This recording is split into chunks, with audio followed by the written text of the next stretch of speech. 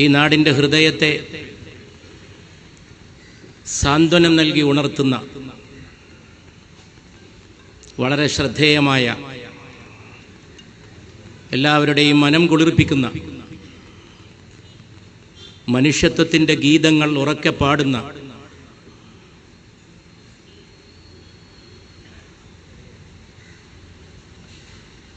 ഈ മഹത്തായ മാനവിക സഞ്ചാര സംരംഭത്തിൻ്റെ സമ്മേളനത്തിൽ ആധ്യക്ഷ്യം നിർവഹിച്ചുകൊണ്ടിരിക്കുന്ന സമാദരണീയനായ സ്നേഹനിധിയായ സയ്യിദ് ഖലീൽ തങ്ങൾ അവർകളെ, ഈ മഹത്തായ സംരംഭത്തിന് നേതൃത്വം നൽകിക്കൊണ്ട് കാലത്തിൻ്റെ ദൗത്യം ഏറ്റെടുത്ത പണ്ഡിതവര്യനായ, സക്രിയനായ പണ്ഡിതവര്യനായ എൻ്റെ അഭിമന്യ സുഹൃത്ത്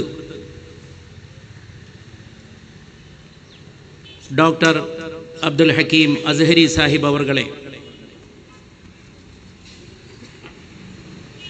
വേദിയിലുള്ള എല്ലാവരും വളരെ പ്രധാനപ്പെട്ടവരാണ്, സദസ്സിലുള്ളവരും ആദരണീയരാണ്. എല്ലാവരുടെയും പേരെടുത്ത് പറഞ്ഞ് അഭിസംബോധന ചെയ്യണമെന്ന് എൻ്റെ മര്യാദ എന്നോട് പറയുന്നുണ്ടെങ്കിലും ഇവിടെ സമയം വളരെ വളരെ പ്രധാനമായതുകൊണ്ടും പരിമിതമായതുകൊണ്ടും വളരെ വിലപ്പെട്ട പ്രഭാഷണങ്ങൾ, ഉദ്ബോധനങ്ങൾക്ക് വേണ്ടി കാത്തിരിക്കുന്ന സദസ്സായതുകൊണ്ടും വേദിയിലും സദസ്സിലുമുള്ള മഹത്തുക്കളെ, ബഹുമാന്യരായ പണ്ഡിതന്മാരെ, നേതാക്കളെ, ജനപ്രതിനിധികളെ, സുഹൃത്തുക്കളെ, സഹപ്രവർത്തകരെ, സഹോദരന്മാരെ എല്ലാവരെയും ഞാൻ ഒറ്റവാക്കിൽ സ്നേഹാദരങ്ങളോടെ ഒരിക്കൽ കൂടി അഭിവാദ്യം ചെയ്തു കൊള്ളട്ടെ. നമ്മുടെ നാട്ടിൽ പല വിധത്തിലുള്ള പരിപാടികൾ നടക്കാറുണ്ട്. പലരും നടക്കുന്നുണ്ട്, നടന്നുകൊണ്ടേയിരിക്കുന്നുണ്ട്. പക്ഷേ നമ്മുടെ സമൂഹത്തിലെ അഭിവന്ദനായ ഒരു പണ്ഡിതന്റെ നേതൃത്വത്തിൽ SYS സംഘടിപ്പിച്ചിട്ടുള്ള ഈ മാനവികതാ സഞ്ചാരം ഒരു ഉണർത്തുപാട്ടാണ്. ഇത് സാന്ത്വനമാണ്, ഇത് സമാശ്വാസമാണ്. ലോകമാസകലം നടക്കുന്ന മനുഷ്യത്വമില്ലാത്ത പ്രവർത്തനങ്ങൾക്കെതിരായ താക്കീതാണ്. എന്ന് വെച്ച് ഒരു ശബ്ദഘോഷവുമില്ലാതെ, ബഹളങ്ങളില്ലാതെ, ശാന്തരായി ഇതിന് നേതൃത്വം നൽകുന്ന പണ്ഡിതരുടെ നേതൃത്വത്തിൽ ഇവിടെ എത്തിച്ചേർന്ന ഈ സദസ്സിലെ മിക്കവാറും എല്ലാവരും, മഹാഭൂരിപക്ഷം വൈജ്ഞാനിക രംഗത്ത് പ്രവർത്തിക്കുന്നവരാണെന്നുള്ളതാണ് വളരെ ശ്രദ്ധേയമായിട്ടുള്ള വസ്തുത. പലരും ഗുരുനാഥന്മാരായിരിക്കും, തീർച്ചയുള്ള കാര്യമാണ്. ആ ഗുരുനാഥന്മാരാണ് മലപ്പുറം പട്ടണത്തിൻ്റെ വിരിമാറിലൂടെ പ്രിയങ്കരനായ ഡോക്ടർ അബ്ദുൽ ഹക്കീം അസ്ഹരി സാഹിബിൻ്റെ നേതൃത്വത്തിൽ ഇവിടെ എത്തിച്ചേർന്നിട്ടുള്ളത്. വിനയത്തോടെ, സ്നേഹത്തോടെ ഞാൻ നിങ്ങളെ അഭിവാദ്യം ചെയ്യുകയാണ്. ഹൃദയത്തോടെ കരുതിക്കൂട്ടി വെറുപ്പ് സൃഷ്ടിക്കാൻ, സമൂഹത്തിൽ ചേരിതിരിവുകൾ ഉണ്ടാക്കാൻ പല രീതിയിലുള്ള ശ്രമങ്ങൾ നടക്കുന്ന കാലമാണ്. അത് വിശദീകരിക്കേണ്ട പോലും ആവശ്യമില്ല. മതത്തിൻ്റെ പേരിൽ, രാഷ്ട്രീയത്തിൻ്റെ പേരിൽ, വംശത്തിൻ്റെ പേരിൽ, ഭാഷയുടെ പേരിൽ, വസ്ത്രത്തിൻ്റെ പേരിൽ, ആഹാര രീതികളുടെ പേരിൽ ഇനി എന്ത് വേണം? മനുഷ്യരിൽ ചേരിതിരിവുണ്ടാക്കുക, ഈ ഭൂമി എല്ലാവർക്കും പാർക്കാനുള്ള ഇടമാണ് എന്ന പൊതുതത്വത്തെ നിരാകരിച്ചുകൊണ്ട് നടത്തുന്ന അത്തരം വിഘടന വിഭാഗീയ പ്രവണതകൾക്കെതിരായി പണ്ഡിത സമൂഹത്തിൻ്റെ ശക്തമായിട്ടുള്ള പ്രതികരണമാണ് വാചാലമായ മൗനത്തിലൂടെ, ഞാൻ അടിവരയിട്ട് പറയുന്നു, വാചാലമായ മൗനത്തിലൂടെ ഇവിടെ നിങ്ങൾ സംഘടിപ്പിച്ചിട്ടുള്ളത്. അപരനെ ഉണ്ടാക്കാൻ ശ്രമിക്കുന്ന ഒരു കാലമാണിത്. അന്യനെ ഉണ്ടാക്കുക, എന്തെങ്കിലും ഒരു പേര് പറഞ്ഞ് അന്യനെ ഉണ്ടാക്കുക. അത് ചിലരൊക്കെ മതത്തിന്റെ പേരിൽ പറയാറുണ്ട്. മതത്തിന്റെ പേരിൽ ഇഷ്ടം പോലെ ദുരുപയോഗം നടക്കുന്നുണ്ടെന്നുള്ളത് വാസ്തവമാണ്, അനിഷേധ്യമാണ്. മതങ്ങളുടെ ദുർവ്യാഖ്യാനങ്ങൾ, മതതത്വങ്ങളെ ഓരോരോ താല്പര്യങ്ങൾക്ക് വേണ്ടി വളച്ചൊടിച്ച് വ്യാഖ്യാനിക്കുന്നവർ മതത്തിന്റെ പേരിൽ ചേരിതിരിവുകളും വിഘടനങ്ങളും ശത്രുതയും സൃഷ്ടിക്കാൻ ശ്രമിക്കുന്നു. എന്നാൽ രാഷ്ട്രീയത്തിന്റെ പേരിലും ഒട്ടും കുറവല്ല എന്ന് മാത്രമല്ല, മതവിശ്വാസികൾക്കിടയിൽ പോലും പലപ്പോഴും ചേരിതിരിവുകളും രോഷവും സൃഷ്ടിക്കുന്നതിന്റെ പിന്നിൽ പ്രവർത്തിക്കുന്നത് ജുഗുപ്സാവഹമായ ദുരുപദിഷ്ടമായ രാഷ്ട്രീയമാണ് എന്നുള്ളതും നഗ്നമായ സത്യമാണ്. അതൊക്കെ തിരിച്ചറിയേണ്ട ഒരു കാലഘട്ടത്തിലൂടെയാണ് നാം സഞ്ചരിക്കുന്നത്. അവന് ശത്രു, അവൻ ശത്രു, അയാൾ അന്യൻ, അയാൾ അന്യൻ. അങ്ങനെയുള്ള ഒരു കാലഘട്ടത്തിൽ മനുഷ്യരെ, നിങ്ങളൊരു ചീർപ്പിന്റെ പല്ല് പോലെ എന്ന് ലോകത്തോട് പ്രഖ്യാപിച്ച ഷഫീഉൽ വറാ, ഖൈറുൽ വറാ, താഹ റസൂലുള്ളാഹി സ്വല്ലല്ലാഹു അലൈഹി വസല്ലം, അവിടുത്തെ സന്ദേശത്തിന്റെ, അവിടുത്തെ ശരിയായിട്ടുള്ള തത്വത്തിന്റെ അടിസ്ഥാനത്തിലാണ് ഈ മഹത്തായ സംരംഭത്തിന്റെ രൂപകൽപ്പന ഉണ്ടായിട്ടുണ്ടാവുക എന്ന കാര്യത്തിൽ എനിക്ക് അശേഷം സന്ദേഹമില്ല. ഞാൻ ദീർഘമായിട്ട് സംസാരിക്കുന്നില്ല. ലോകത്ത് പിഞ്ചുകുട്ടികൾ എത്രമാത്രം ക്രൂരമായിട്ട് കൊല ചെയ്യപ്പെടുന്നു, എന്ത് കുറ്റമാണവർ ചെയ്തത് എന്ന് ചോദിക്കാൻ ഒരു കോടതിയില്ല. ഉള്ള കോടതികൾ നിസ്സഹായമായി നോക്കി നിൽക്കുകയാണ്. വിശുദ്ധ ഖുർആനിൽ ഒരു ചോദ്യമുണ്ട്, ഫബി അയ്യി ദംബിൻ ഖുതിലത്. കൊല്ലപ്പെടുന്ന പെൺകുട്ടിയെ നോക്കി നാളെ ഉന്നയിക്കപ്പെടുന്ന, ഇന്നും ഉന്നയിക്കപ്പെടേണ്ട ചോദ്യം, എന്തൊരു കുറ്റത്തിനാണ് പെൺകുട്ടി നീ കൊല ചെയ്യപ്പെട്ടത്? ഈ ചോദ്യം ഫലസ്തീന്റെ മണ്ണിൽ പോയി ചോദിച്ചാൽ, ലോകത്തിന്റെ നാനാഭാഗങ്ങളിൽ ചോദിക്കേണ്ട പോലെ ചോദിച്ചാൽ, എന്ത് കുറ്റത്തിനാണ്? ഒരു കാലം വരും, ഹറജ് വർദ്ധിക്കുമെന്ന് പരിശുദ്ധ നബി സല്ലല്ലാഹു അലൈഹി വസല്ലം അരുൾ ചെയ്തപ്പോൾ അറബി ഭാഷ പരിചയമുള്ള സഹാബികൾ ചോദിച്ചു, എന്താണ് ഹറജ് എന്ന്. അവർ അറബികളാണ്. പരിശുദ്ധ നബി പറഞ്ഞ ഈ വാക്കും അറബിയിലാണ് സല്ലല്ലാഹു അലൈഹി വസല്ലം. എന്നിട്ടും അവർ ചോദിച്ചു, എന്താണത് എന്ന്. സാധാരണ ഉപയോഗത്തിലില്ലാത്ത ഒരു വാക്കാണ്. പരിശുദ്ധ റസൂൽ മുസ്തഫ സല്ലല്ലാഹു അലൈഹി വസല്ലമയുടെ മുഅ്ജിസത്ത് പോലെ ആ ഹദീസിലൂടെ വന്ന ഒരു കഷ്ണം പോലും എന്ന് കാണാൻ സാധിക്കും. അപ്പോൾ അവിടുന്ന് പറഞ്ഞു, കൊല കൊല കൊല എന്ന്. കൊല വർദ്ധിക്കും, ലോകത്ത് കൊലപാതകങ്ങൾ വർദ്ധിക്കും. കാരണം വേണ്ടതില്ല, ഓരോരോ കാരണങ്ങൾ ഉണ്ടാക്കുകയാണ്. ശത്രുവെ ഉണ്ടാക്കാൻ 100 കാരണങ്ങളുണ്ട്. എന്നാൽ മിത്രത്വമുണ്ടാക്കാൻ 1000 കാരണങ്ങളുണ്ട് എന്ന് പ്രഖ്യാപിച്ചുകൊണ്ടാണ് ഡോക്ടർ അബ്ദുൽ ഹക്കീം അസ്ഹരി സാഹിബ് ഈ മഹത്തായ യജ്ഞത്തിലൂടെ ഇതിന് നേതൃത്വം നൽകി മലപ്പുറത്തിന്റെ മണ്ണിൽ എത്തിച്ചേർന്നിട്ടുള്ളത്. 100 കാരണം നിങ്ങൾക്ക് ശത്രുക്കളെ ഉണ്ടാക്കാനുണ്ടെങ്കിൽ, അതേ ആളുകളെ ഒന്നിപ്പിച്ചു നിർത്താൻ 1000 ഹേതുക്കളും നിമിത്തങ്ങളുമുണ്ട്. മനുഷ്യരെന്ന നിലയിൽ, സഹോദരങ്ങൾ എന്ന നിലയിൽ.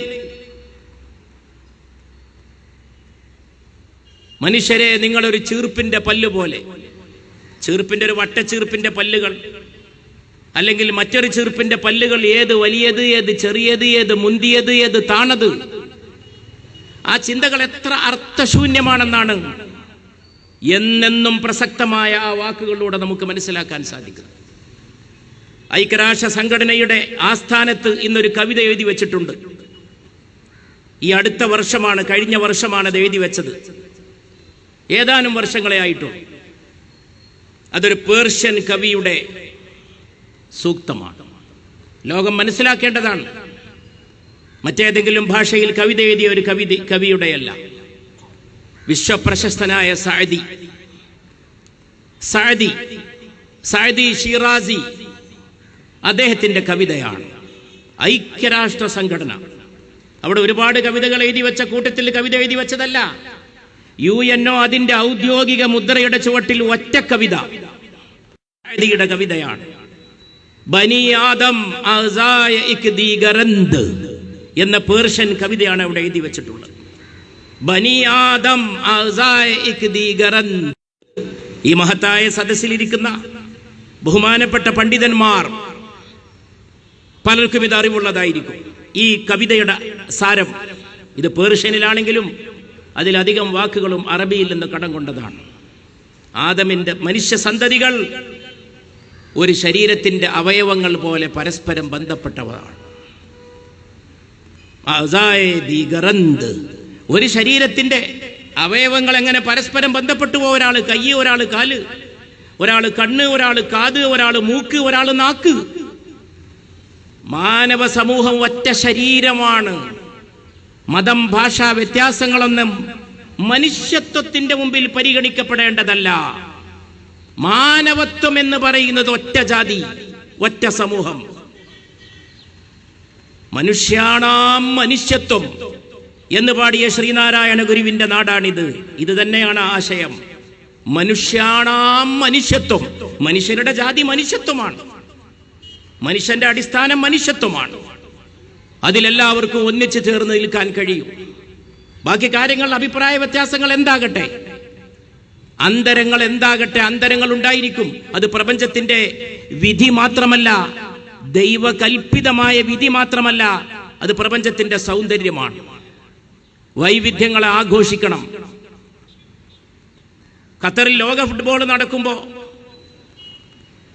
അത് ഉദ്ഘാടനം ചെയ്യാൻ വേണ്ടി ക്ഷണിക്കപ്പെട്ടത് ഞാൻ ഓർത്തു പോകുന്നു.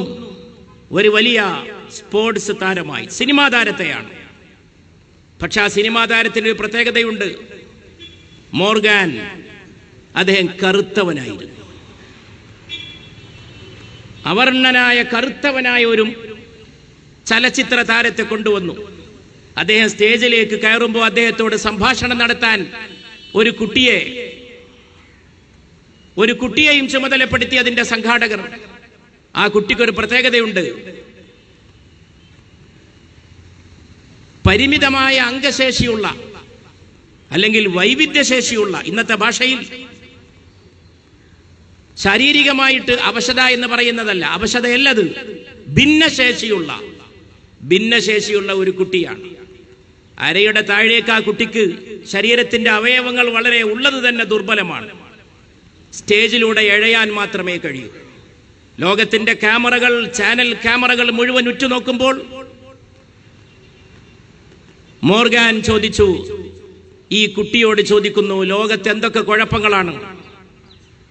കളിക്കടയിലെ കാര്യമാണ്, കളി പലരും കണ്ടു, അതിനകത്തെ കാര്യമാണ്.